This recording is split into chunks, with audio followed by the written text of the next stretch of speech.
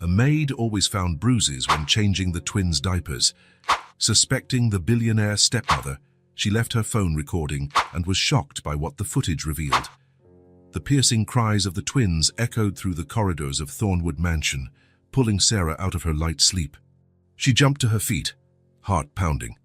Not because of the sudden break in the nighttime silence, but because of what she might find this time. Sarah hurried along the dark hallway, her steps quick and silent, honed by years of practice that allowed her to move around the house without making a sound. As she approached the baby's room, she noticed a shadow moving beneath the door. Her body tensed. She knew she wasn't supposed to be there. Her shift didn't start until morning, but something compelled her to check. With trembling fingers, she turned the knob. The soft glow of the nightlight illuminated Emily's face, the young stepmother, who turned around in fright at the sight of the door opening. "Sarah, you startled me," Emily exclaimed, forcing a smile. "Don't worry, I've taken care of them. Go back to bed." Sarah hesitated, her eyes scanning the room. The twins, Lily and Rose, now quiet in their cribs, seemed to be sleeping soundly.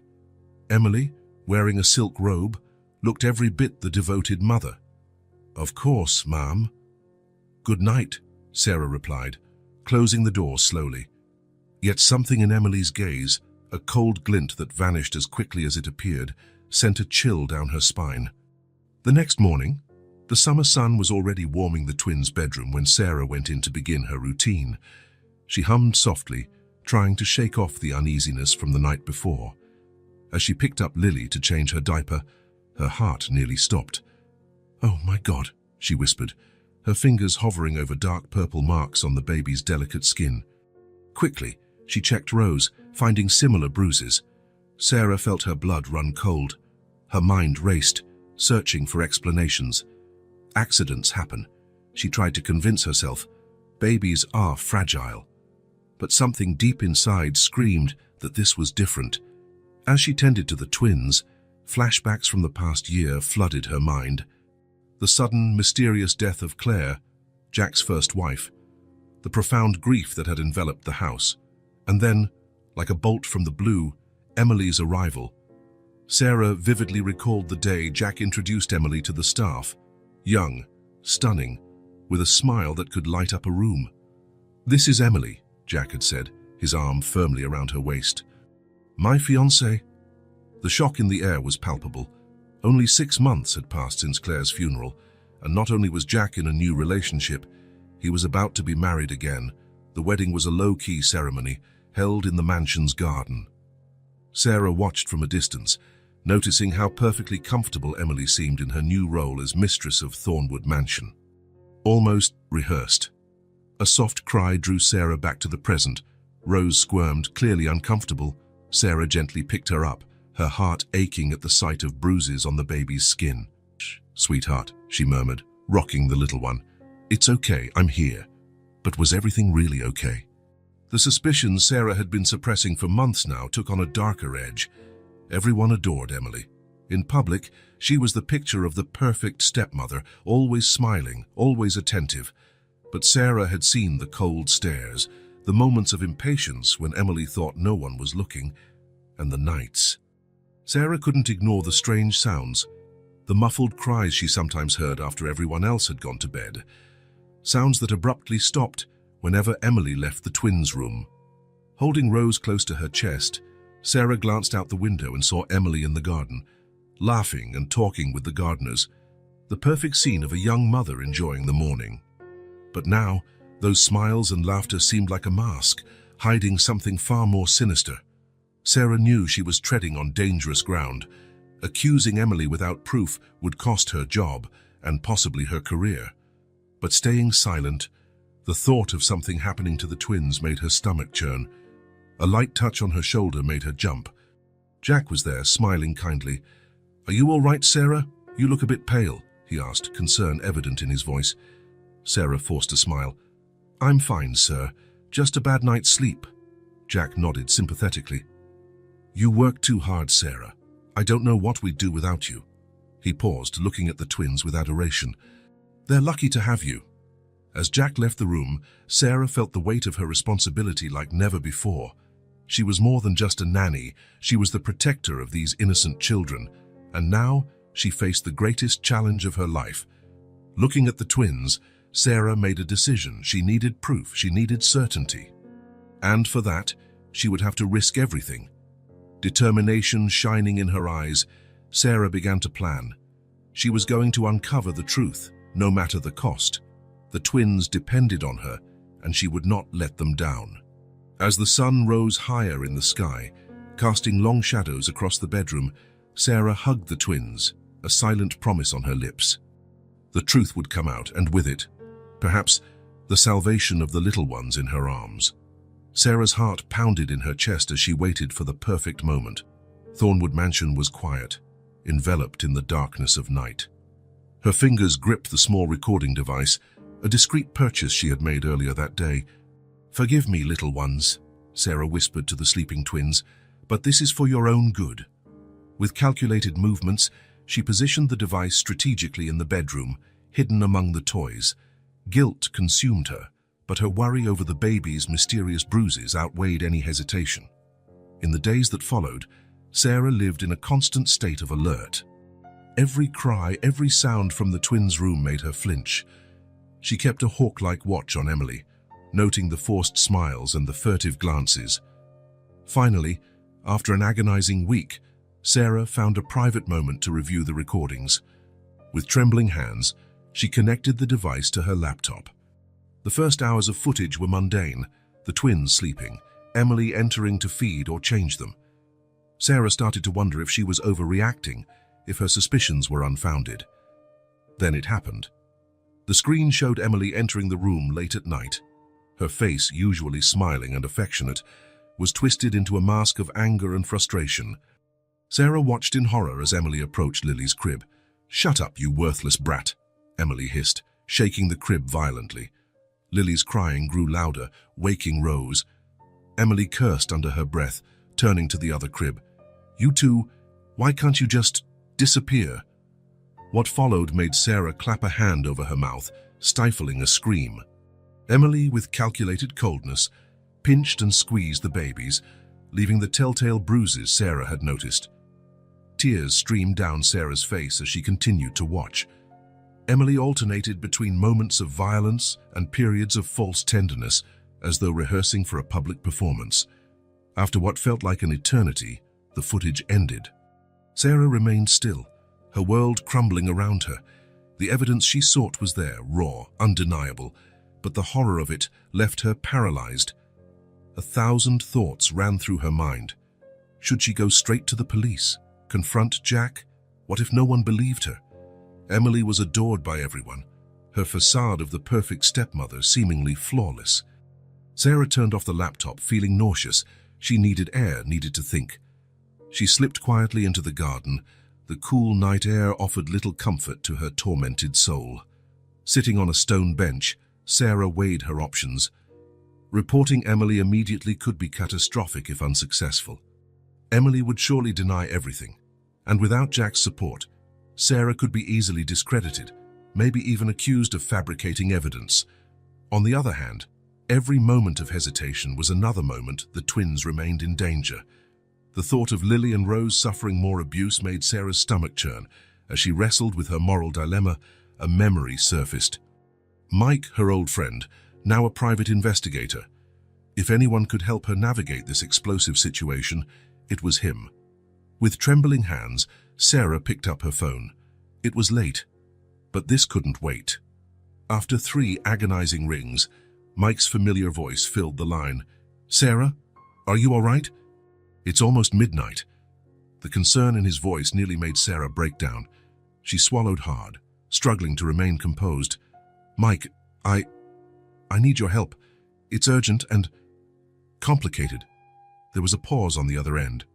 When Mike spoke again, his voice was serious and focused. "I'm listening, Sarah. What's going on?" Sarah took a deep breath, the words pouring out of her in a torrent. She told him about her suspicions, the bruises on the twins, the recording. Mike listened in silence, occasionally asking a question for clarification. "My God, Sarah," Mike finally said, the gravity of the situation apparent in his tone. You did the right thing by calling me. This is far too serious to handle alone. What do I do, Mike? Sarah asked, her voice cracking. I can't let this go on, but if I do the wrong thing... Listen, Mike interrupted gently. Don't do anything rash. Tomorrow is Saturday, right? Find an excuse to leave. Come to my office. We need to review this footage and plan our next steps carefully. Sarah nodded, then realized Mike couldn't see her. Okay, she whispered. Thank you, Mike. I don't know what I'd do without you. It'll be all right, Sarah. We'll figure this out together. Now, try to get some rest. Tomorrow's going to be a long day. Ending the call, Sarah looked up at the imposing mansion before her. Inside, two little angels slept, unaware of the storm forming around them. And somewhere in that house, Emily slept the sleep of the unjust. Sarah stood, a new resolve surging in her chest. She was no longer alone in this fight. With Mike's help, she would find a way to protect Lily and Rose. Returning quietly to her room, Sarah began planning her excuse for the next day. She knew she had to be careful. Emily was perceptive, and any suspicious behavior could tip her off. Lying in bed, Sarah couldn't sleep. The images from the recording replayed in her mind, mixing with nightmares of what else Emily might be doing when no one was looking. When the first rays of sunlight broke through the curtains, Sarah was already up. She had a mission now, a clear purpose. As she prepared to face the day, a silent promise echoed in her heart. Lily, Rose, I will protect you, no matter what. With that resolve firmly planted in her mind, Sarah steeled herself for the next step in her journey to expose Emily and save the twins. The path ahead would be dangerous and uncertain, but she was determined to see it through at any cost. Mike's office was located in an old building downtown, a stark contrast to the opulence of Thornwood Mansion. Sarah climbed the creaking stairs, her heart pounding, not just from the physical exertion but from the anxiety of what she was about to reveal. Knocking on the frosted glass door bearing the words, Michael Donovan, Private Investigator, Sarah was immediately transported to the past. 15 years ago, Sarah had been just a frightened young woman, fleeing an abusive relationship. With no money and nowhere to go, she slept on a park bench for 3 consecutive nights. That was where Mike found her, soaked by the rain and trembling with cold. Hey, are you all right? He asked, offering his umbrella. Sarah looked up at him warily. Mike, as then a young police officer, saw the fear in her eyes and understood immediately. Look, I know a safe shelter not too far from here. I can take you if you'd like. No questions, I promise. That simple act of kindness changed Sarah's life forever. Mike not only led her to a shelter, but also helped her find a job and eventually build a new life. Over the years, Mike became more than a friend, he was family. When he decided to leave the police force to become a private investigator, Sarah was his biggest supporter. Sarah? Mike's voice brought her back to the present. He stood at the door, a warm smile on his time-worn face. Come in, please. The office was cozy, filled with files and carrying a slight scent of coffee in the air. Mike gestured for Sarah to sit, then took the chair behind his desk. So, he began, his tone gentle but professional. Start from the beginning. Sarah took a deep breath and began her account. She spoke about her initial suspicions, the bruises on the twins, Emily's erratic behavior. Her voice shook when she came to the part about the recording. I brought it with me, she said, taking a flash drive out of her purse. But Mike, it's hard to watch. Mike nodded gravely, inserting the flash drive into his computer. Together, they watched the horrifying scenes once more. Mike's face twisted with a mix of shock and anger as the footage played. When the video ended, a heavy silence fell over the office. Mike leaned back in his chair, rubbing his chin thoughtfully. Sarah, he finally spoke, concern weighing his voice. Do you understand the gravity of what we have here? This isn't just child abuse. Given Emily's place in the family, this is a high-profile case. Sarah nodded, feeling the weight of her actions. I know, Mike. That's why I came to you. I didn't know what to do on my own. Mike stood, walking over to the window. He looked at the busy street below for a moment before turning back to Sarah. I'm in, he stated firmly. but we have to be extremely careful. One misstep and Emily could slip away from justice, or worse, the twins could suffer even more. Sarah felt a wave of relief wash over her. She was no longer alone in this battle. "What's our next step?" she asked, determined. Mike returned to his desk and picked up a notepad. "First, we build a solid case. The recording is crucial, but we need more. Medical records for the twins, witnesses, patterns in Emily's behavior." He paused, looking seriously at Sarah. "That means you have to keep working in the mansion, watching and gathering information. It could be dangerous, Sarah. Emily must not suspect anything." Sarah swallowed hard, but nodded with resolve. "I'll do whatever it takes to protect the twins." Mike offered a slight smile, acknowledging his old friend's courage. "All right, let's map out a plan of action." Over the next few hours, Mike and Sarah worked meticulously, outlining strategies and discussing possible scenarios. Mike used his contacts to begin a discreet investigation into Emily's past, while instructing Sarah on how to gather evidence without raising suspicion. "Remember," Mike emphasized, "document everything. Dates, times, specific incidents. The more detail we have, the stronger our case." As the sun began to set, casting long shadows across the office, Sarah prepared to return to the mansion. The weight of responsibility was palpable, but she felt stronger, more prepared. Mike walked her to the door, placing a reassuring hand on her shoulder. "Sarah, promise me one thing. If at any point you feel you're in danger, or that the twins are in immediate danger, call me right away, day or night. Don't hesitate." Sarah nodded, tears in her eyes. "Thank you, Mike, for everything." As Sarah descended the stairs, Mike watched her with a mix of pride and concern. He knew the days ahead would be challenging, possibly dangerous. But he also knew that if anyone could weather this storm, it was Sarah. Back in his office, Mike immediately got to work. He scoured databases, made discreet calls, and started compiling a dossier on Emily. Every piece of information, however small, could prove crucial. Meanwhile, Sarah drove back to Thornwood Mansion, her heart torn between determination and fear. She knew that once she passed through those gates, she'd be entering hostile territory. Emily, with her charming smile and cold eyes, would no longer be just her employer, but a dangerous adversary. Upon parking her car, Sarah looked at the mansion's imposing facade. Somewhere inside, two innocent babies slept, unaware of the silent battle about to be waged for their lives. Sarah took a deep breath, mustering her courage. With steady steps, she walked toward the entrance. The game was on, and she was determined to win at all costs. As night fell over the city, two individuals in different places shared a common purpose. In his office, Mike pored over files and records, tirelessly searching for clues. At the mansion, Sarah moved quietly, her eyes and ears attuned to every detail. The investigation had begun, and with it, a race against time to save two innocent lives from the evil lurking under Thornwood Mansion's roof. Dawn brought a new perspective for Sarah. Thornwood Mansion, once a familiar workplace, now felt like a minefield of secrets and dangers. Every room, every corridor, held the potential to reveal more about Emily's true nature. Sarah started her daily routine with heightened senses. Her eyes, previously focused solely on the twins' needs, now followed Emily's every move with meticulous attention. The morning began with the usual family breakfast. Jack, absorbed in his newspaper, barely noticed when Emily entered the dining room, radiant in her floral dress.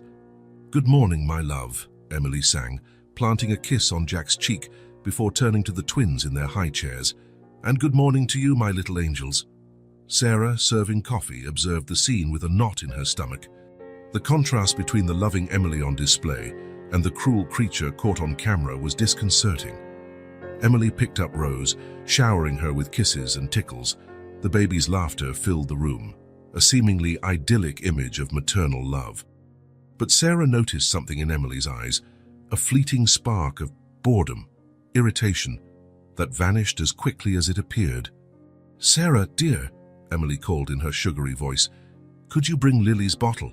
She seems hungry." "Of course, ma'am," Sarah replied, keeping her tone neutral as she headed to the kitchen. Upon returning, Sarah caught a moment that made her blood run cold. Jack had left the room, and Emily, believing she was alone with the babies, stared at Lily with undisguised contempt. It lasted only a second before the mask of maternal devotion slipped back into place, but it was enough to reaffirm Sarah's suspicions.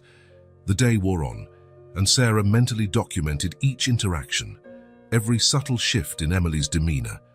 In public, especially around Jack, Emily was the epitome of the doting stepmother. She played with the twins, sang lullabies, and incessantly talked about how blessed she felt. However, during the time she thought no one was watching, Emily revealed her true self. Sarah caught her muttering insults at the babies while changing their diapers, gripping their tiny arms too hard when taking them for a bath. That afternoon, during a stroll in the garden, Emily displayed the twins to passing neighbors as if they were expensive accessories. "Aren't they just perfect?" she exclaimed, her voice brimming with false pride. "I'm so lucky to be their mother." Sarah, following discreetly behind with the diaper bag, had to suppress a shudder of revulsion. As the day progressed, Sarah's tension grew. Each fake smile, each staged caress from Emily felt like a knife twisting in her chest. The urgency to protect the twins warred with the need to gather more evidence. Late in the afternoon, while Sarah was tidying the baby's room, she heard something that made her heart race. Emily's voice, low and urgent, came from the adjacent hallway. "No, you don't understand," Emily hissed into the phone. "I can't just make them disappear. I need to be more subtle." Sarah froze, hardly daring to breathe as she strained to hear more. "Look, I have a plan, okay?" Emily continued, her frustration barely contained. "But it takes time. I can't risk raising suspicions. Jack is already—" "No, listen. Meet me tomorrow at the usual spot. We'll discuss this in person." The sound of approaching footsteps forced Sarah to resume her tasks, heart pounding in her ears. Seconds later, Emily entered the room, her face once more an image of serenity. "Oh, Sarah, you're still here?"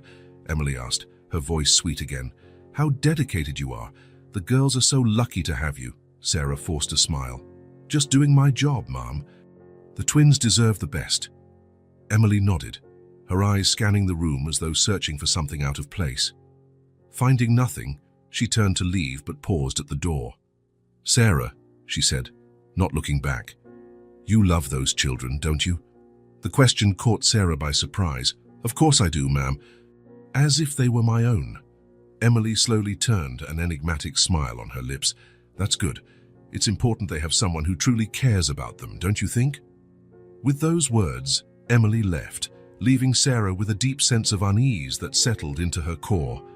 That night, after the mansion finally fell silent, Sarah sat on her small bed, hands trembling as she furiously wrote down the day's events in a hidden notebook. Every detail, every nuance of Emily's behavior, every word from that suspicious phone call. She recorded it all meticulously. Sarah knew she was walking a tightrope. One misstep, and her entire plan to protect the twins could collapse. But the alternative, standing by while two innocent lives were in danger, was unthinkable. Gazing at the moon through her window, Sarah felt the weight of her burden. Somewhere in the city, she knew Mike was also working tirelessly, digging into Emily's shadowy past. "Hang in there, little ones," Sarah whispered into the night. "We'll get you out of this, no matter the cost." With that silent promise, Sarah tucked her notebook away and braced herself for another day of constant vigilance. The battle was far from over, but she was determined to win, for Lily, for Rose, and for the justice they deserved. The city park was nearly empty that Sunday morning. Sarah, sitting on a secluded bench, looked around nervously. Her heart leaped when she spotted Mike approaching, carrying 2 cups of coffee. "Good morning," Mike greeted her, handing over one of the cups. "How are you holding up?" Sarah accepted the coffee gratefully, the warmth of the cup contrasting with the cold knot in her stomach. "Honestly, I'm exhausted, Mike. Physically and emotionally." Mike nodded sympathetically. "I can imagine. What did you find out?" Sarah took a deep breath and began recounting the events of the past few days, culminating in the suspicious phone call she'd overheard. She talked about making them disappear. "Mike," Sarah said, her voice trembling slightly, and mentioned having a plan. I'm scared of what Emily might be plotting. Mike listened intently, his expression growing more serious with each word. When Sarah finished, he remained silent for a moment, processing the information. That's troubling, he finally said, but it might be the break we needed. Sarah, I have news too. Mike pulled a folder from his bag. I gained access to some of Emily's financial records, and, well, things aren't adding up. He opened the folder, showing Sarah a series of bank statements and contracts. Look at this, large sums of money being transferred to offshore accounts, questionable investments. And the strangest part, a life insurance policy in the twins' names, listing Emily as the sole beneficiary. Sarah felt a chill run through her. My God, Mike, do you think she... Let's not jump to conclusions, Mike gently interrupted. But there's definitely something very wrong going on. Sarah, we need to be even more cautious now. Emily might be more dangerous than we thought. Sarah nodded, the gravity of the situation growing heavier. There's more, she said, remembering suddenly. In the last few days, I've noticed Emily making more secret calls, always whispering, always looking agitated. Mike frowned. Were you able to catch anything she said? Not much. Just fragments about deadlines and guarantees. Oh, and she mentioned a name once. Jessica, I think. Mike jotted it down quickly. Jessica, that could be an important lead. I'll investigate. As they talked, a memory surfaced in Sarah's mind, causing her to gasp quietly. Flashback. 3 months earlier, Sarah was ironing clothes in the laundry room when she heard raised voices coming from Jack's office. Normally, she wouldn't pay attention, but the urgent tone made her pause. Emily, we can't go on like this. Jack's voice sounded frustrated. The bills are piling up. Where is all this money going? Honey, I've explained, Emily responded, her voice syrupy. They're investments for the girls' future. Trust me, it'll pay off. But these amounts... Emily, it's almost their entire education fund. Jack, darling, don't you want the best for our daughters? Sometimes we have to make sacrifices now to secure a bright future. The silence that followed was heavy. Eventually, Jack sighed. All right, Emily, I trust you. Just, please be careful. I always am, my love.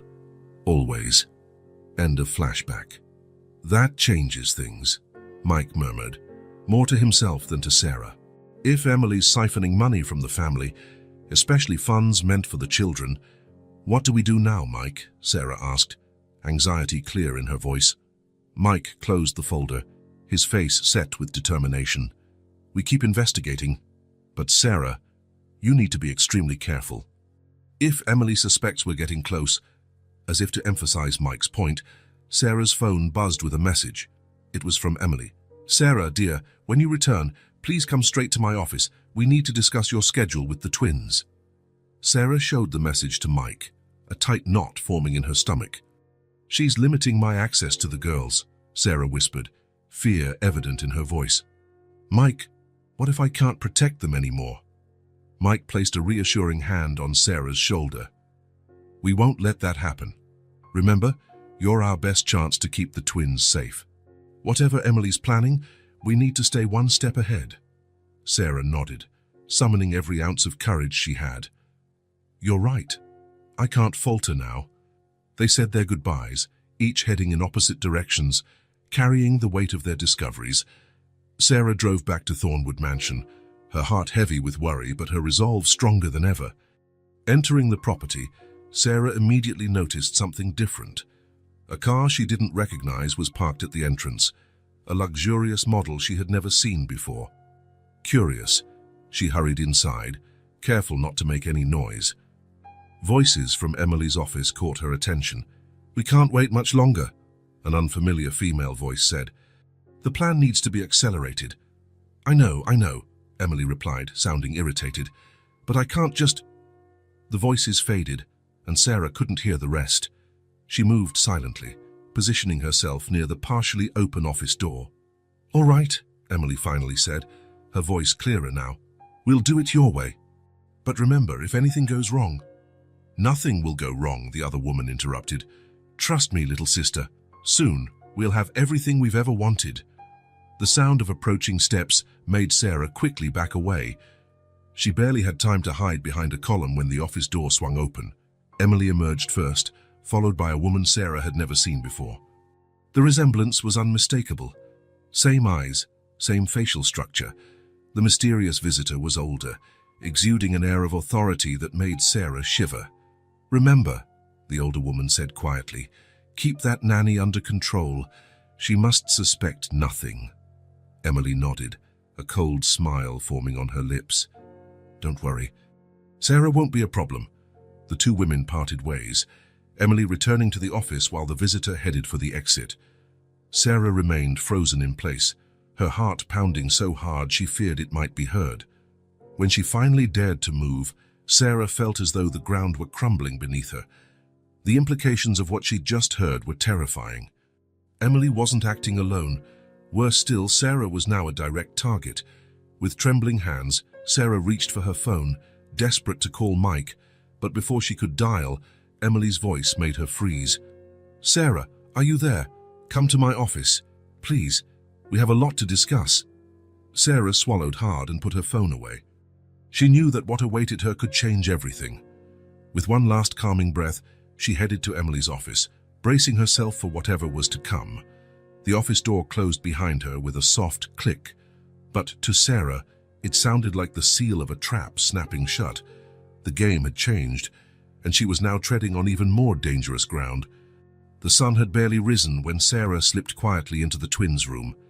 Her heart clenched at the sight of Lily and Rose's small bodies, peacefully asleep in their cribs. With gentle fingers, she pulled back their blankets, her trained eyes searching for new signs of abuse. She exhaled in relief when she found nothing obvious, but the feeling that time was running out hung over her like a dark cloud. In recent days, Emily had become more erratic, more unpredictable. Her moments of false tenderness in public stood in stark contrast to the outbursts of rage Sarah witnessed when no one else was around. Sarah adjusted the hidden camera she had installed in the room, making sure it was working properly. It was a huge risk, she knew, but she could no longer rely solely on her word against Emily's. A noise in the hallway made her hurry through her morning tasks.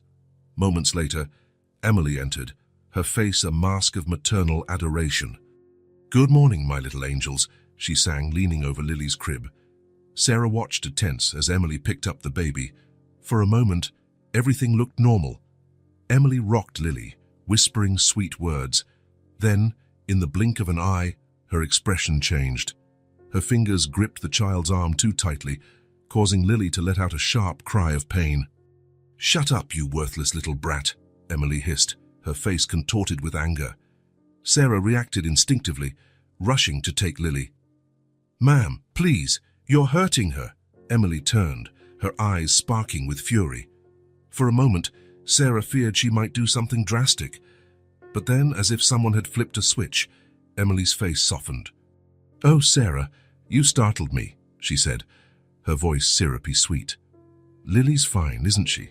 Just a bit fussy this morning." Sarah hesitated, her heart hammering. She knew what she'd seen, but directly confronting Emily was dangerous. Maybe she's hungry," she suggested cautiously. Emily nodded, handing Lily to Sarah. "Yes, that must be it. Why don't you feed her while I take care of Rose?" Sarah took Lily, her eyes never leaving Emily as she approached Rose's crib. Every fiber of her being screamed at her to protect the babies, but she knew she had to be patient. She needed more evidence. The rest of the morning passed in palpable tension. Sarah didn't dare leave the twins alone with Emily for even a second, making up excuses to stay close by. Emily, for her part, alternated between moments of false sweetness and icy glances in Sarah's direction. Mid-afternoon, while the twins were napping, Sarah heard something that chilled her blood. She was ironing clothes near Emily's office when she heard the woman's low, urgent voice. "No, you don't understand," Emily was saying on the phone. "The plan needs to be accelerated. I can't wait any longer." Sarah crept closer to the half-open door, straining to catch more. "Yes, I know the risks," Emily continued, exasperation clear in her tone. "But that damn nanny is getting suspicious. If we don't act soon, the whole plan could go down the drain." There was a pause, and Sarah could hear Emily's agitated breathing. Fine, fine. We'll stick to the original schedule, but be ready to move at any moment. I can't risk losing everything now. The sound of approaching footsteps forced Sarah to retreat quickly, heart pounding. She had just enough time to return to her task before Emily emerged from the office, a plastic smile once again on her face. "Sarah, dear, are the girls still sleeping?" Emily asked, her voice dripping with honeyed malice. Sarah nodded, forcing a smile. "Yes, ma'am. They're sleeping peacefully." "Excellent," Emily replied, her eyes scanning Sarah with an intensity that made the nanny shudder. "You know, Sarah, I've noticed how dedicated you are to the girls. It's almost obsessive, don't you think?" The tone of Emily's voice made the hair on the back of Sarah's neck stand on end. Sir, I just care about their well-being, ma'am."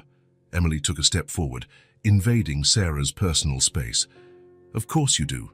But remember, dear, they're my daughters, not yours."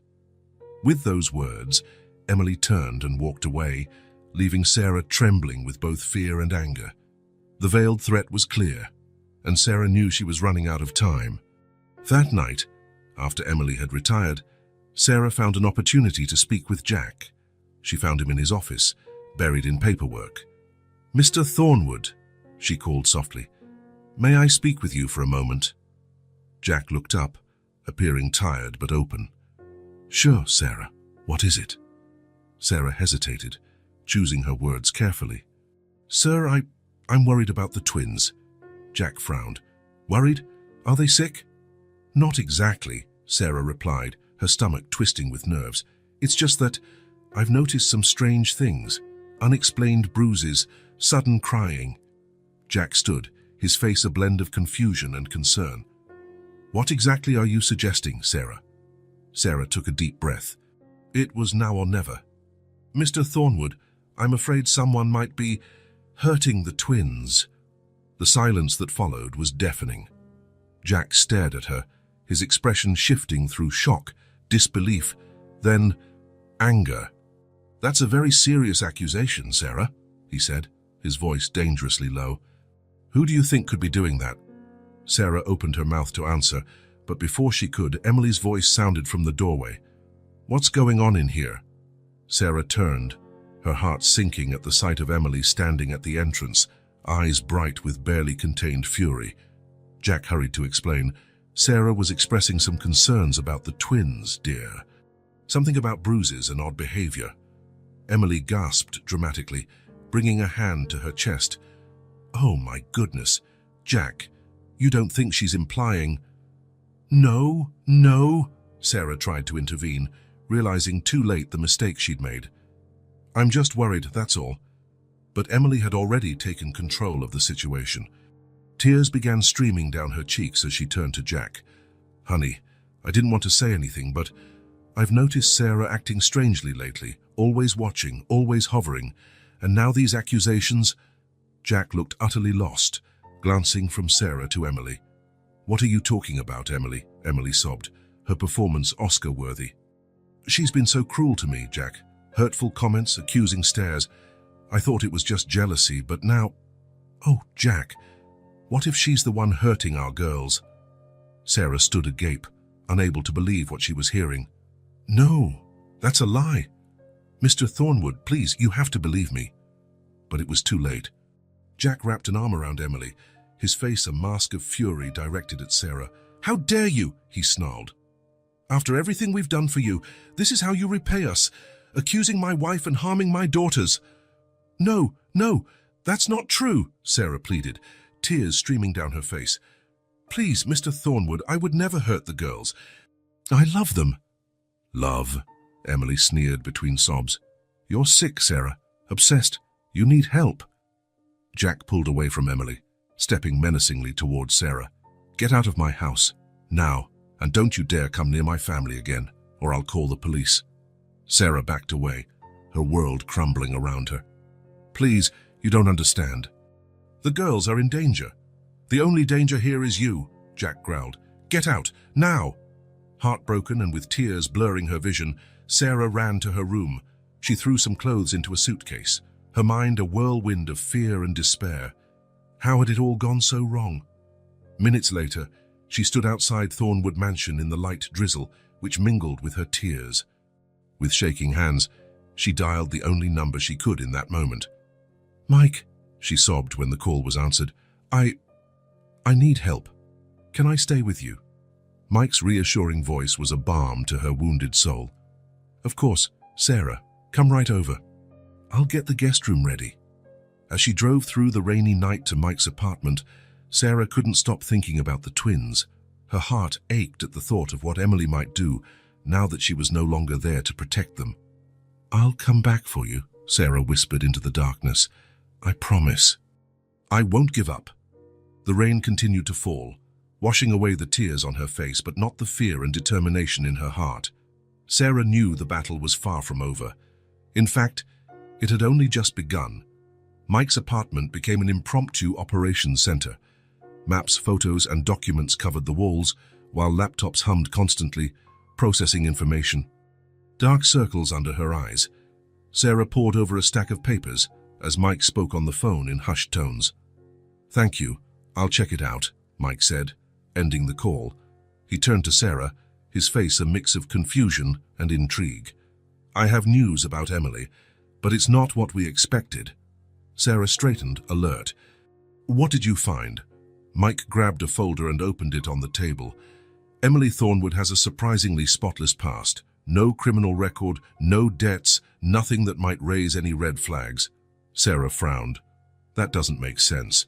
Why would someone with such a clean record do what she's doing to the twins?" Mike nodded, just as puzzled. "Exactly.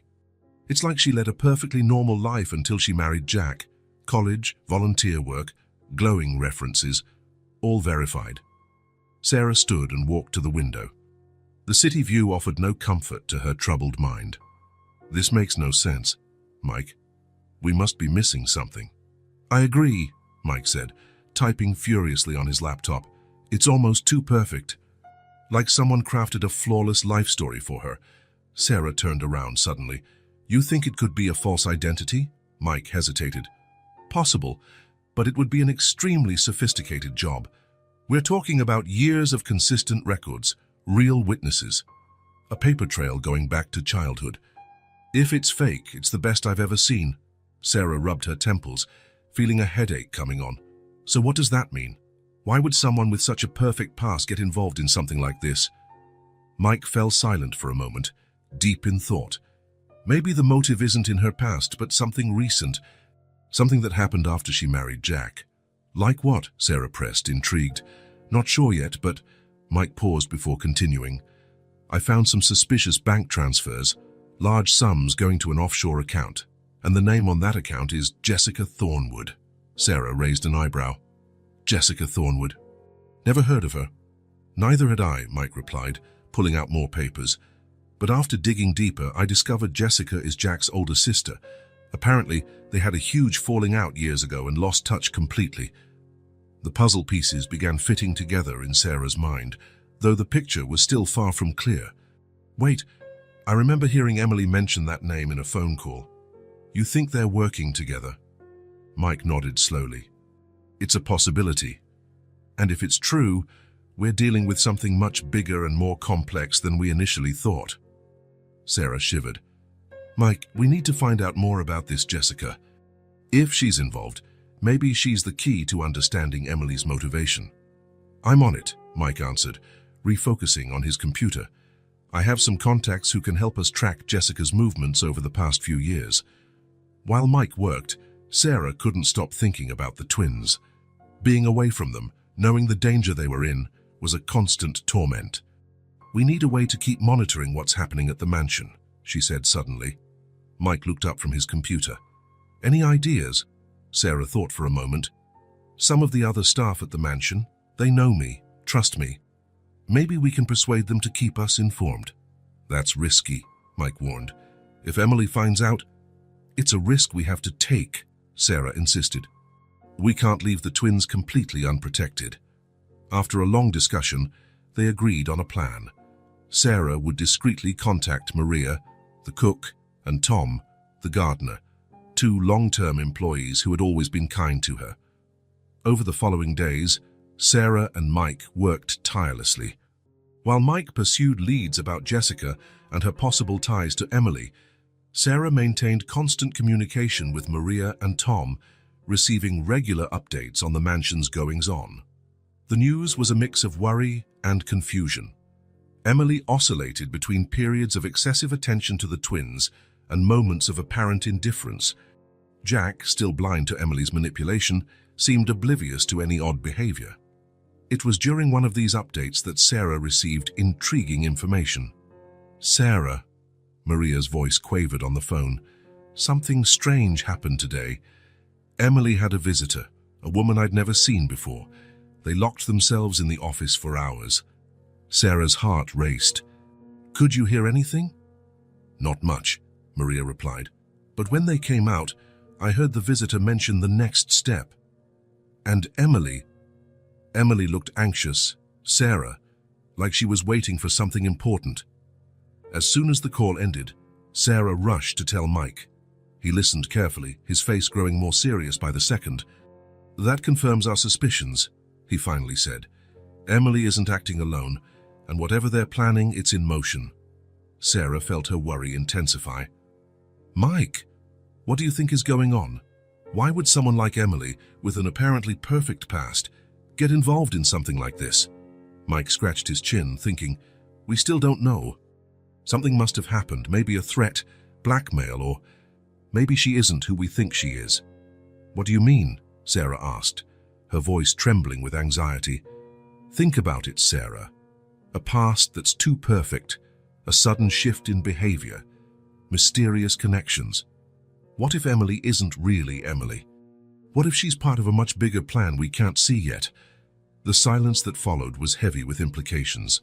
Sarah felt as though she were standing on the brink of an abyss, facing a mystery far deeper and more dangerous than she had ever imagined. That night, as Sarah tried to sleep, her phone buzzed with a text from Tom. With shaking hands, she opened it. "Emily is acting strangely. She spent the whole afternoon on the phone, talking quietly. Seems like she's planning something big." Any hope of rest vanished. She hurried to Mike's room, knocking softly on his door. "Mike," she called, voice urgent but controlled. "I think Emily's getting ready to make her next move, whatever it is." Mike opened the door, already wide awake. "All right, let's go over what we know and plan our next move. We need to find out who Emily really is and what she and Jessica are plotting." As they sat down to discuss their options, Sarah couldn't shake the feeling that they were on the verge of a crucial revelation. The mystery surrounding Emily and Jessica was about to unravel, and she was determined to protect the twins, no matter the cost. "Don't worry, little ones," Sarah whispered to herself. "We'll uncover the truth and keep you safe. I promise." With that silent vow, Sarah and Mike dove back into their investigation, intent on solving the riddle of Emily Thornwood before it was too late. Sarah's heart beat frantically as she and Mike approached Thornwood Mansion. After weeks of intense investigation, they had finally gathered enough evidence to confront Jack with the truth about Emily and the mysterious Jessica. "Are you sure you want to do this?" Mike asked, parking the car at a safe distance from the main entrance. Sarah nodded, resolute. "We have no choice, Mike. The twins are in danger, and Jack needs to know the truth." With determined steps, they headed to the front door. To Sarah's surprise, Jack himself answered, his face a mix of confusion and irritation at the sight of her. "Sarah, what are you doing here? I thought I made it clear." "Please, Mr. Thornwood," Sarah interrupted, her voice trembling but firm. "We need to talk. It's about Emily and Jessica." Jessica's name made Jack freeze, his face noticeably paling. Without a word, he led them to his office, closing the door behind them. "How do you know about Jessica?" Jack asked, his voice low and tense. Mike stepped forward, introducing himself and briefly explaining his investigation. As he revealed his findings regarding suspicious financial transactions and the ties between Emily and Jessica, Jack's face cycled through shock, disbelief, and finally deep sadness. "This can't be true," Jack murmured, collapsing into his chair. "Jessica, she wouldn't do this. Not after everything." Sarah approached gently. "Mr. Thornwood, We know it's hard to believe, but we need you to tell us about Jessica. What happened between you two?" Jack was silent for a long moment, his gaze lost in distant memories. When he finally spoke, his voice was filled with sorrow. "Jessica was my older sister. We grew up very close, but things changed when our parents died." Flashback. The living room of Thornwood Mansion was steeped in tense silence. Jack, then 25, faced his sister Jessica, 28, from across the table. "You can't be serious, Jessica," Jack said, voice trembling with anger. "Sell the family company. It's our parents' legacy." Jessica sighed, exasperated. "Jack, be realistic. Neither of us has the experience to run a conglomerate of this size. The best thing to do is sell while it's still valuable." "No," Jack shouted, slamming his fist on the table. "I promised Dad on his deathbed that I'd keep the family business.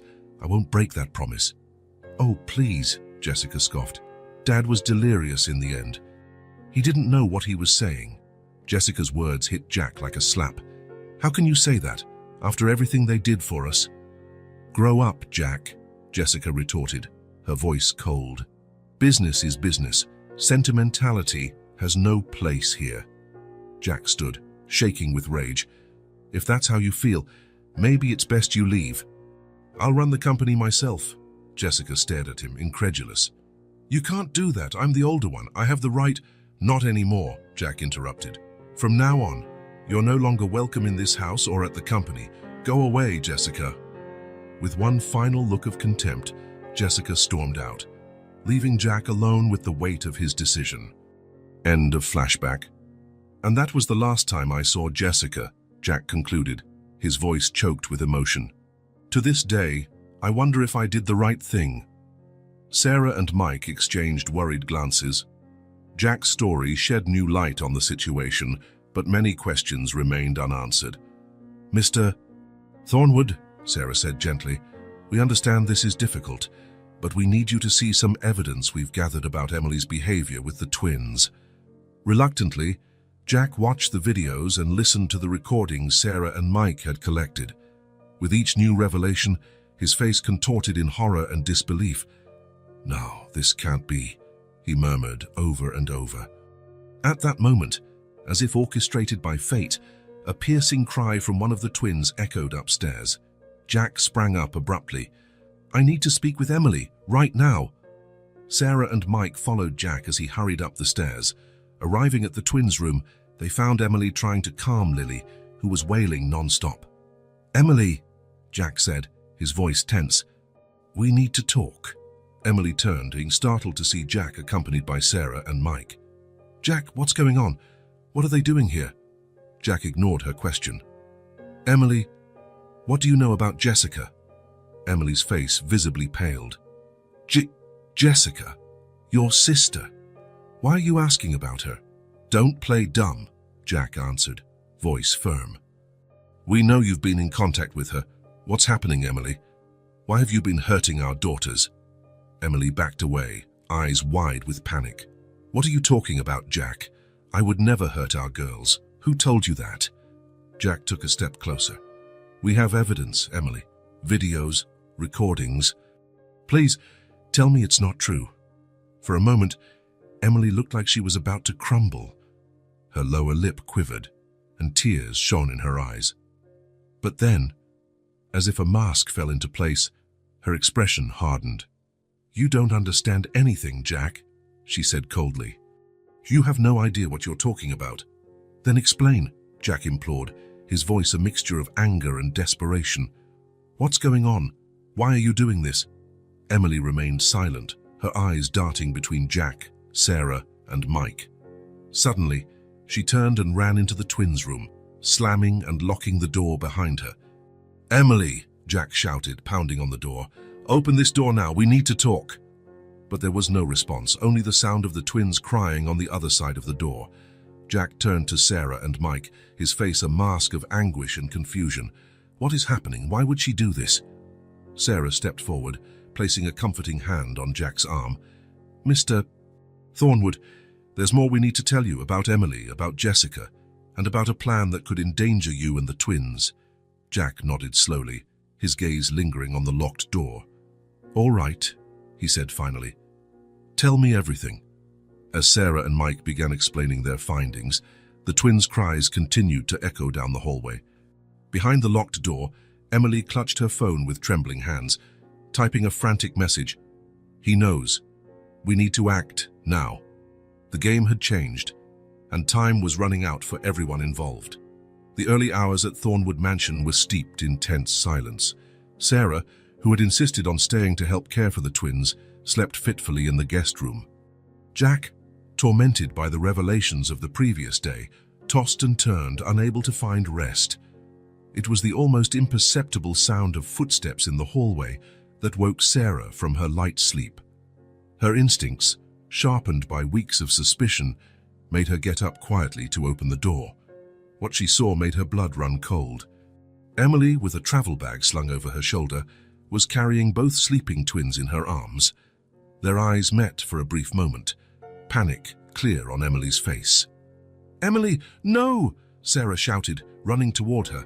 But Emily was already rushing down the stairs, moving with startling speed for someone carrying two babies. Sarah raced after her, yelling for Jack. Jack stumbled from his room, confused and alarmed. "What's happening?" "Emily's running off with the twins," Sarah cried, already halfway down the staircase. Realization hit Jack like lightning, and he joined the chase. But by the time they reached the ground floor, they heard an engine roar to life. Rushing outside, they saw Emily's car lights disappearing into the night. "My God, no!" Jack screamed, dropping to his knees. Sarah was already on her phone. "Mike, Emily took the twins. Hurry, we need to follow her." Minutes later, though it felt like hours, Mike arrived in his car. Jack and Sarah jumped in, and the pursuit began. The city streets, usually quiet at that hour, turned into a dark maze. Mike drove skillfully, following Jack's frantic directions. He knew every possible route Emily might take. "There!" Sarah suddenly shouted, pointing to a car making a sharp turn down a distant street. Mike pressed the accelerator, the engine roaring into the night. They weaved through narrow roads, keeping Emily's car in sight but never closing in enough. "Why is she doing this?" Jack murmured repeatedly, his face a mask of anguish. Sarah placed a comforting hand on his shoulder. "We'll find them, Mr. Thornwood. I promise." The chase led them out of the city, toward an abandoned industrial area. Emily's car finally stopped near a dilapidated warehouse. Mike parked at a safe distance, and the three got out, cautiously heading toward the building. "Careful," Mike warned. "We don't know if she's armed or if someone else is here." They approached the warehouse, hearts pounding. Suddenly, they heard a baby's cry from inside. Jack made to rush inside, but Mike held him back. "Wait! It could be a trap." At that moment, Mike's phone buzzed. He glanced at the screen, frowning. "It's one of my contacts. Says he has info on Jessica." "Answer it," Sarah insisted. "It could be important." Mike picked up, listening intently for a few seconds before hanging up. His expression was grave. Jessica was spotted at a hotel downtown.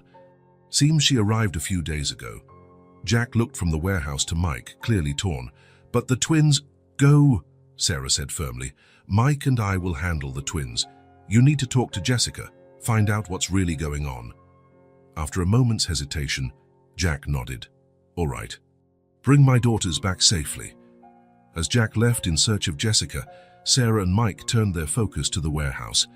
Carefully, they entered, following the sound of the baby's cries. In the center of the empty building, they found Emily seated on the floor, hugging the twins and sobbing uncontrollably. "Emily," Sarah called gently, raising her hands in a placating gesture. "It's all right. No one's going to hurt you.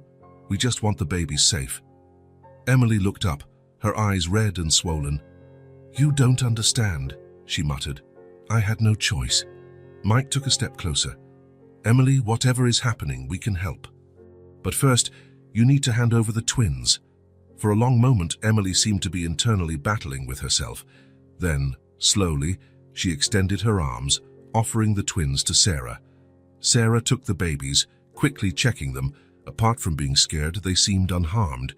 She exhaled in relief. Mike approached Emily, ready to detain her, but in a sudden move, she rose and sprinted toward a side exit. "Emily, wait!" Mike shouted, running after her. But by the time he reached the outside, Emily had vanished into the darkness. Sarah joined Mike, the twins safe in her arms. She got away. Mike nodded, frustrated. "Yes, but at least the babies are safe."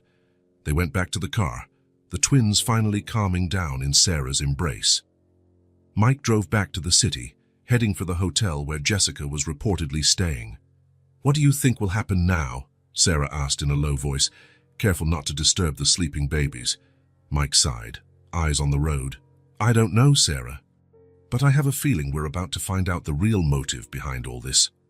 Meanwhile, in a downtown hotel room, Jack stared at his sister Jessica for the first time in years. The air between them crackled with unresolved emotions and unanswered questions. "Hello, little brother," Jessica said, an enigmatic smile playing on her lips. "I suppose we have a lot to discuss." Jack clenched his fists, struggling to remain composed. "Yes, Jessica, I believe we do." As the sun began to rise on the horizon, casting light over the awakening city, the players in this family drama prepared for the final confrontation. Long-hidden truths were on the verge of being unveiled, and nothing would be the same after this day. Late morning sunlight bathed the lobby of the upscale downtown hotel as Sarah, Mike, and Jack, carrying the sleeping twins, arrived. The luxurious surroundings stood in stark contrast to the palpable tension radiating from the group. "Room 1507, Mike murmured, checking his phone. 15th floor. Jack nodded silently, his face set with determination and apprehension. Sarah could feel the tremor in his hands as he held Lily, a constant reminder of what was at stake. The elevator climbed slowly, each floor passing like an eternity. When they finally reached the 15th floor, Jack hesitated for a moment before stepping out. "Are you sure you both want to be part of this?" he asked, looking at Sarah and Mike. "Jessica is complicated. This could get ugly." Sarah exchanged a glance with Mike before answering firmly, "We're with you, Mr. Thornwood, until the end." With a grateful nod, Jack led the way down the silent hallway before stopping in front of room 1507. He took a deep breath, raised his hand, and knocked 3 times. The seconds that followed seemed endless. Then the door opened slowly, revealing a woman unmistakably a Thornwood. The same piercing eyes as Jack, the same proud bearing. But where Jack radiated warmth, Jessica exuded a calculated coolness. "Jack," she said, her voice a mix of surprise and something else and satisfaction.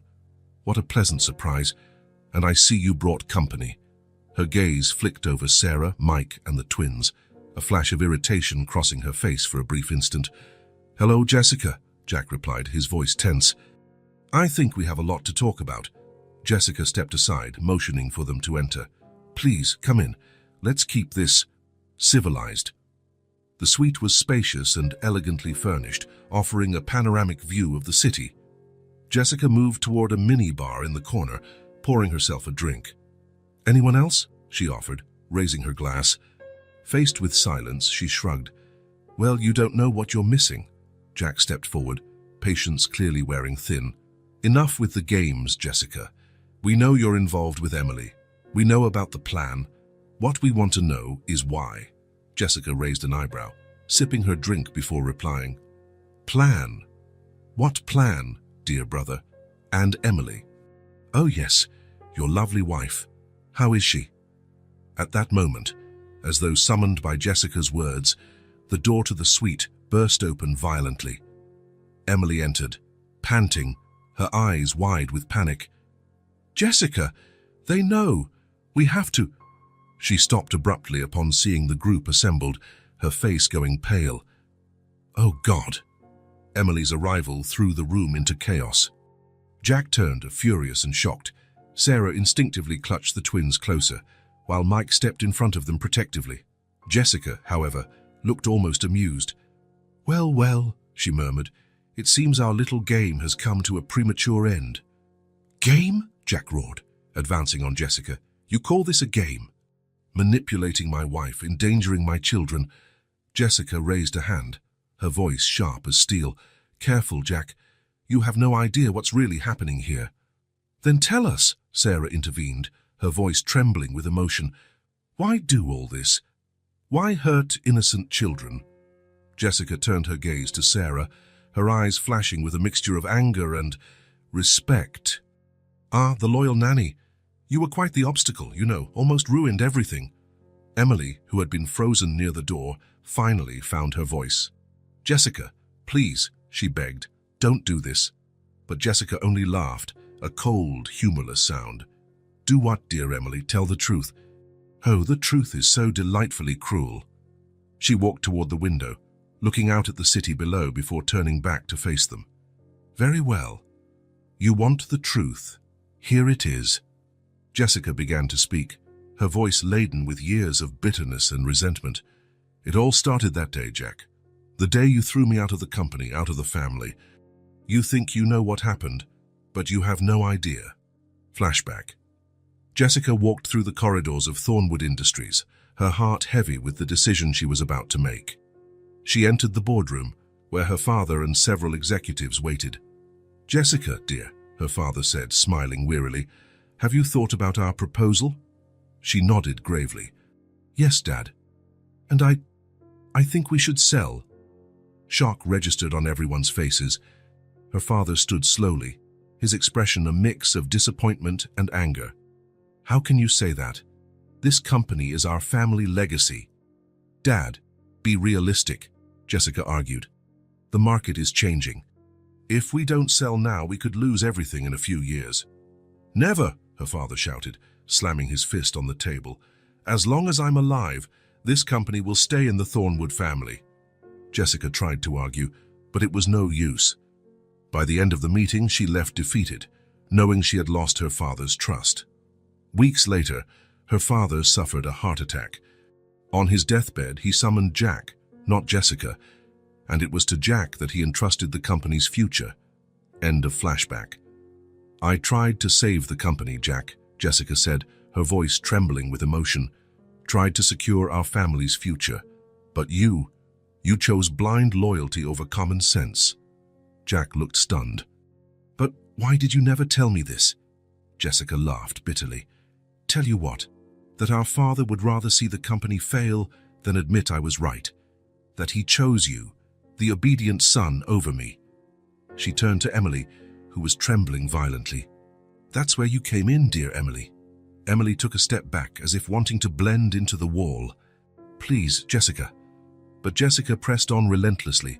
I watched you, Emily. I saw how you looked at Jack, at the life he had, the life that should have been mine, and I thought, why not use that? Flashback. Emily sat in a cafe, nervous and anxious. When Jessica approached, she almost spilled her cup. Miss Thornwood, Emily stammered. It's an honor to meet you. Jessica smiled, a smile that didn't reach her eyes. Please, call me Jessica. After all, we'll practically be family soon, won't we? Emily blushed. I don't know what you're talking about. Oh, come on, Jessica laughed. I've seen how you look at my brother, how you want his life. And you know what? I can help you get it. Emily's eyes widened. How? Jessica leaned forward, her voice low and conspiratorial. Jack always wanted a family. Give him that, and he'll be yours forever. And with him comes everything else, money, status, power. Emily hesitated. But what about his wife? Jessica shrugged casually. Accidents happen.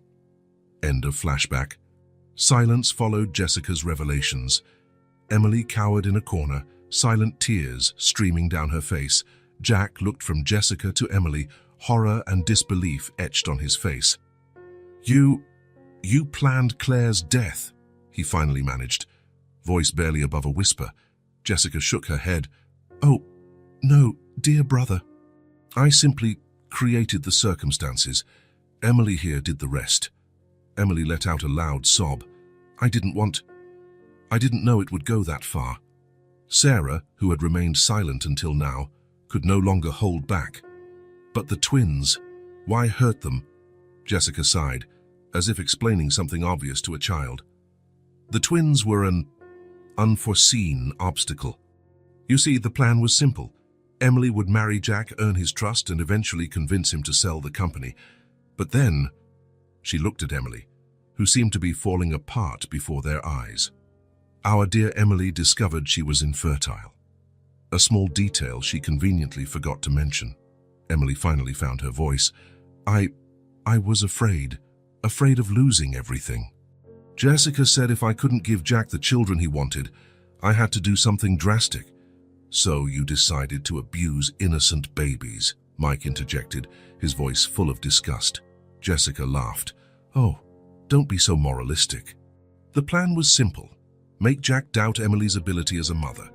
Suggest the children might be better off with another family, a family I would conveniently arrange. Then, once the twins were out of the picture, Emily could persuade Jack to sell the company for the girls' better lives. After that, well, accidents happen, right? Jack reeled as though he'd been punched. You were going to take my daughters from me. Temporarily, Jessica clarified. Just long enough for Emily to convince you to sell. After that, well, accidents happen, don't they? The full horror finally sank in for everyone present. Sarah clutched the twins tighter, tears streaming down her face. Mike placed a protective hand on her shoulder, his expression a mixture of anger and disbelief. Jack, meanwhile, looked as if he had aged years in a matter of minutes. He turned to Emily, who could barely meet his gaze. Why? He asked simply, his voice broken. Emily sobbed. I loved you, Jack. I really did. At first it was just about the money, the status. But then I truly fell in love, and the twins... I love them, Jack. I swear. But I was trapped. Jessica, she knew things about me, about my past. I had no choice. Jessica laughed once more. Oh, please, everyone always has a choice. You chose ambition over morals, Emily. Don't try to play the victim now. Jack turned to his sister, years of anger and hurt finally bubbling over. And you, Jessica, what do you gain from all this? Jessica smiled, cold and calculating. Revenge, dear brother. Revenge, and what is rightfully mine. The company our father denied me, the life you stole. The silence that followed was heavy with unspoken emotions and painful truths. Finally, Sarah broke it, her voice trembling with barely contained emotion. And now? What happens now? Jessica looked at them, her gaze lingering on the sleeping twins. For a moment, a flicker of something, remorse perhaps, crossed her face, but it was quickly replaced by her usual mask of indifference. Now, she said, pouring herself another drink. Now, dear ones, is when things really get interesting. The air in the room seemed to grow heavier, each person aware that this revelation was only the beginning. The real test was yet to come, and the lives of everyone present hung by a thread. Silence followed Jessica's admissions, weighing on the suite like a physical force. Emily stood pressed against the wall, her face a mask of horror and shame. Jack, still holding Lily, looked as though he was struggling to process everything he'd heard. Sarah and Mike exchanged worried glances, the twins thankfully still asleep in the midst of the emotional storm. Jack finally broke the silence, his voice trembling with barely contained emotion. Emily, is it true? All of it. Emily lifted her tear-stained eyes. She opened her mouth, but no words came out. Only a tortured sob escaped her lips. Answer me, Jack demanded, his voice rising. The sudden shout made Lily squirm uneasily in his arms. Sarah stepped forward, extending her hands. Mr. Thornwood, maybe I should hold the twins for now. Jack hesitated before handing Lily to Sarah. He then turned back to Emily, his eyes burning with a mix of rage and pain.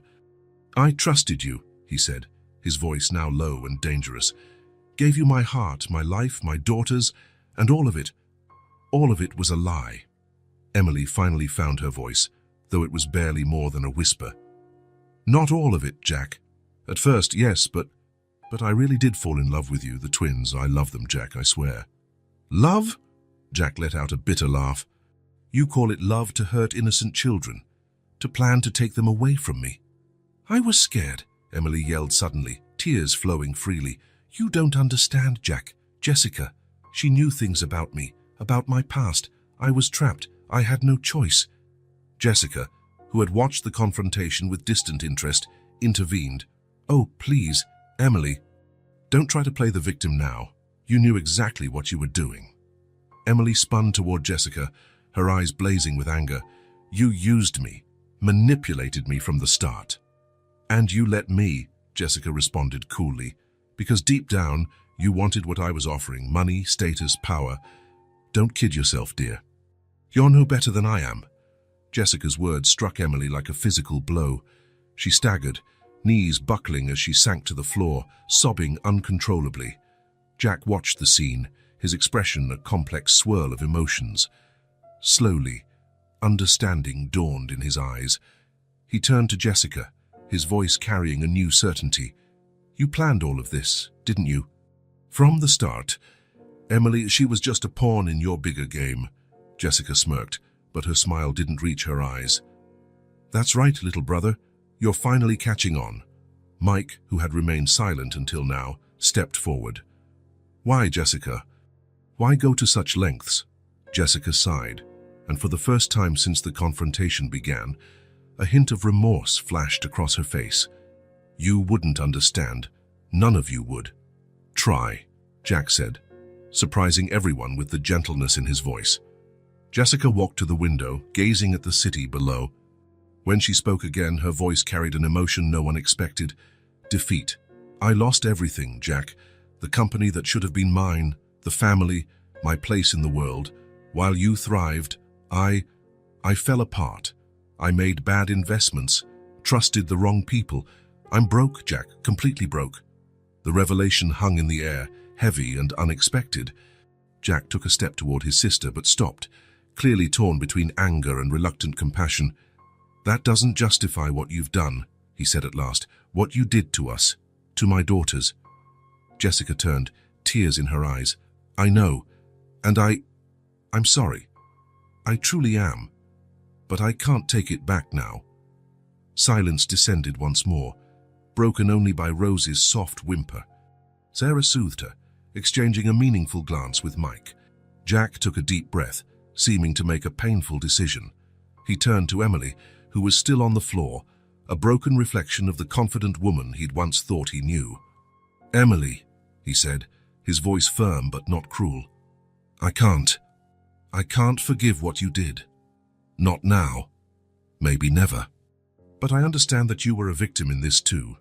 Emily lifted her eyes, a flicker of hope shining through her tears. "But," Jack continued, "I can't risk my daughter's safety. You can't stay near them, not after all this." The words crushed Emily's last vestige of hope. She nodded slowly, accepting the verdict. Jack then turned to Jessica.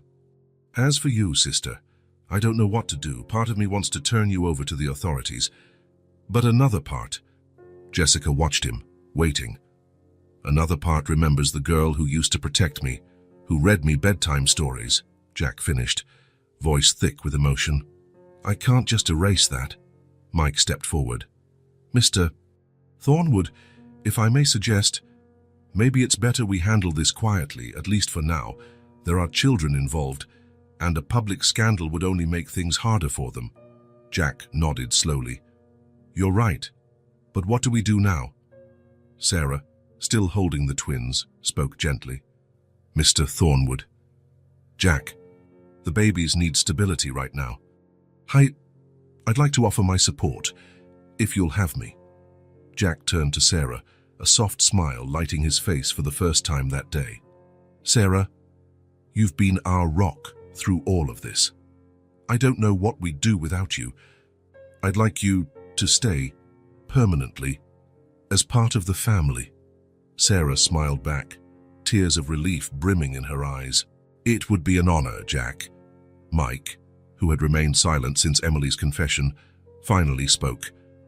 "Emily," he said, his tone gentle but firm, "what you said about your feelings for me, I can't deny I felt something too. But with everything that happened—" Emily looked at him, hope and fear warring in her gaze.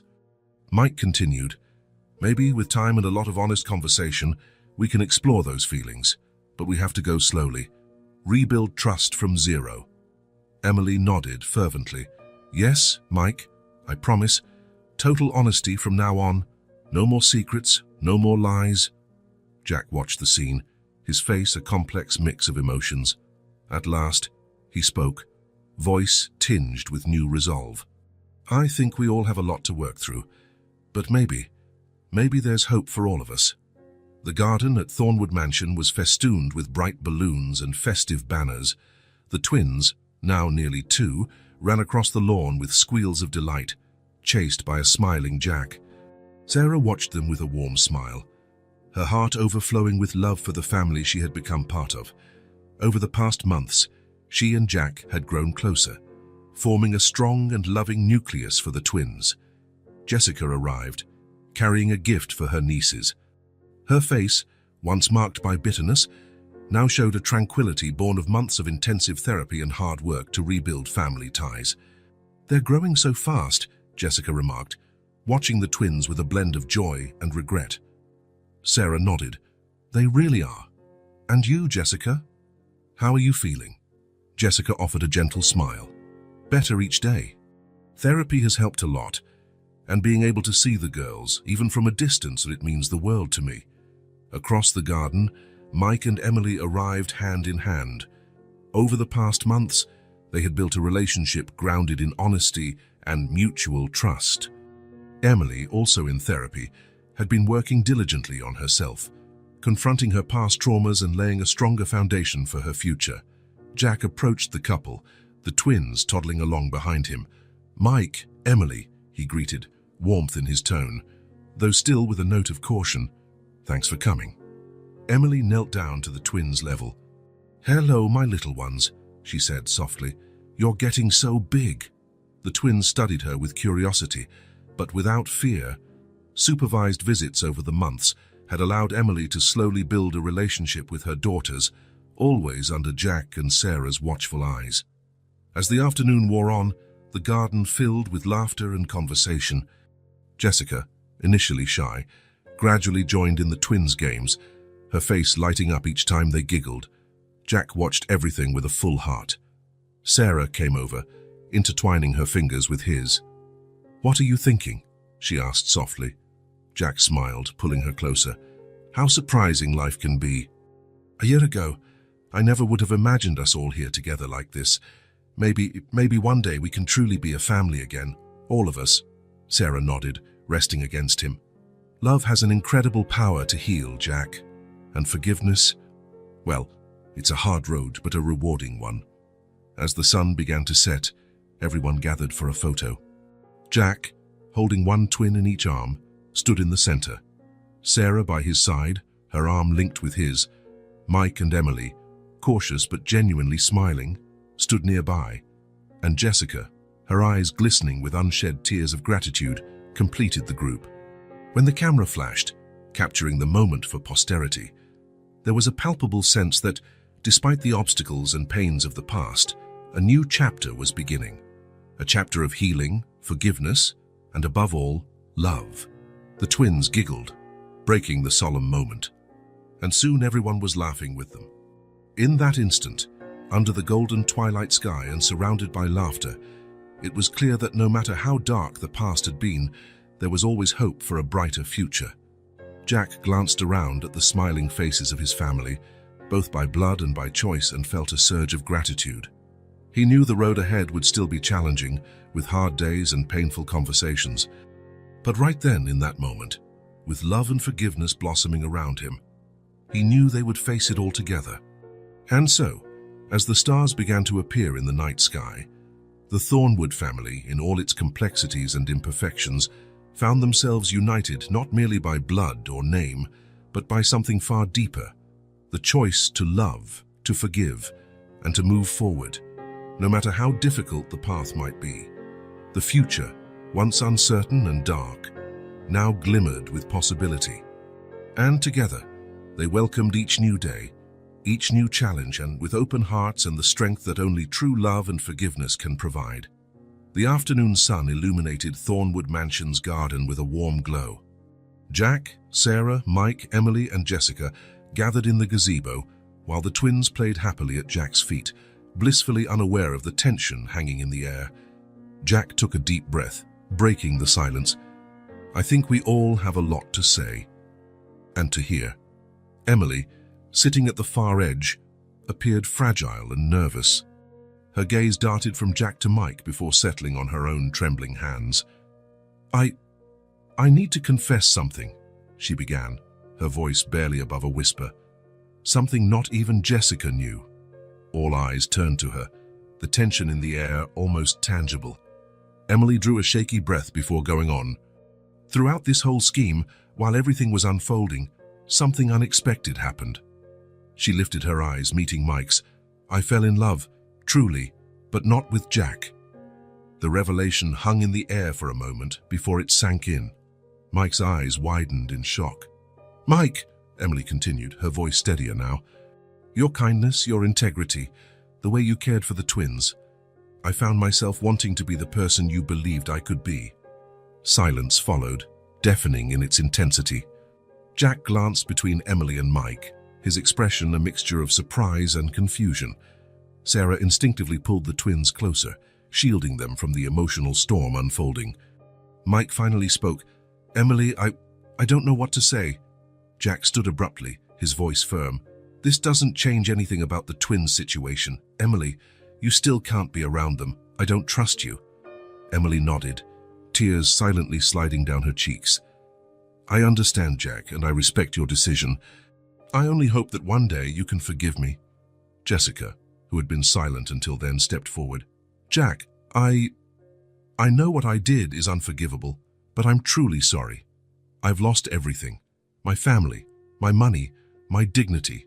I'm bankrupt, not just financially, but in every sense. Jack looked at his sister, years of hurt and betrayal reflected in his eyes. Slowly, his expression shifted. Jessica, what you did was terrible, but you're still my sister. If you're genuinely willing to change, to work on yourself, maybe we can start rebuilding. Jessica's eyes filled with tears. Thank you, Jack. I promise I'll do whatever it takes. Sarah, who had been watching quietly, spoke softly. Mr. Thornwood.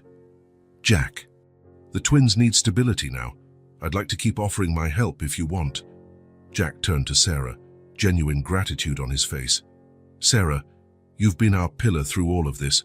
I don't know what we'd do without you. I'd like you to stay, become part of this family.